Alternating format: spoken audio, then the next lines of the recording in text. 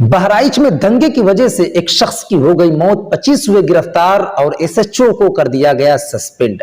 आज हम आपको बताने वाले हैं कि बहराइच में आखिर दंगा शुरू कैसे हुआ, बवाल की इब्तदा कैसे हुई, आखिर ये मामला इतना ज्यादा तूल कैसे पकड़ लिया। देखिए, हर साल की तरह इस साल भी हिंदू समाज के लोग जुलूस की शक्ल में दुर्गा विसर्जन के लिए लेके जा रहे थे। जब ये लोग एक मुस्लिम शख्स के घर के पास पहुंचते तो वहां पे नारेबाजी करना शुरू कर देते हैं और उन्हीं में से एक हिंदू युवा जिसका नाम था राम गोपाल, वो मुस्लिम शख्स के छत पर चढ़ जाता है जहां पे हरा झंडा लगा हुआ होता है। उस झंडे को वो तोड़कर फेंक देता है और वहां पे भगवा झंडा लगाना शुरू कर देता है।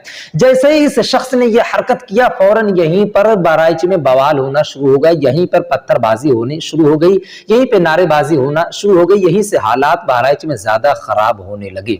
जिस शख्स को आप वीडियो में देख रहे हो कि वो मुस्लिम शख्स के छत पर लगे हुए हरे झंडे को उतार कर फेंक रहा है और भगवा झंडा लगा रहा है, इसी शख्स की हुई है गोली लगने की वजह से मौत। मैं आप सबसे पूछना चाहता हूं, मुझे बताएं तो सही, आखिर झंडा उतारकर फेंकने से और भगवा झंडा लगाने से क्या फायदा हुआ? फायदा तो कुछ नहीं हुआ सिवाय नुकसान के। एक मां ने अपने बेटे को खोया, एक बाप ने अपने बुढ़ापे के चिराग को, बुढ़ापे के लाठी को खो दिया, एक बीवी ने अपने शौहर को खोजा। इससे फायदा कुछ नहीं सिवाय नुकसान के। सभी हिंदुस्तान में रहने वालों से मैं पूछना चाहता हूं, मेरा ये सवाल है, मुझे बताएं तो सही, आखिर इन सब मामलों में, इन सब दंगों में आखिर किसी नेता का बेटा, किसी विधायक का बेटा, किसी बिजनेसमैन का बेटा क्यों नहीं शामिल होता है?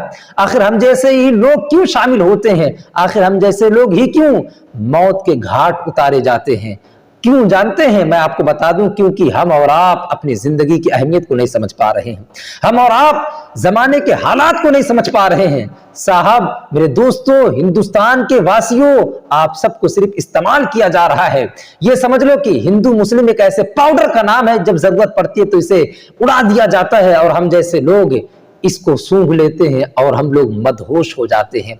इसीलिए हिंदुस्तान में रहने वालों सबसे मैं कहना चाहता हूं कि आप अपनी जिंदगी की अहमियत को समझें। आप किसी के बेटे हैं, आप किसी के बुढ़ापे के सहारे हैं, आप किसी मां की आंखों के तारे हैं। आप अपनी जिंदगी की कीमत को समझें और जो लोग आपको दंगा करवाने के लिए कहते हैं, आप उन्हें पलट कर जवाब दें कि मैं इन सब मामले में नहीं फंसना चाहता हूं।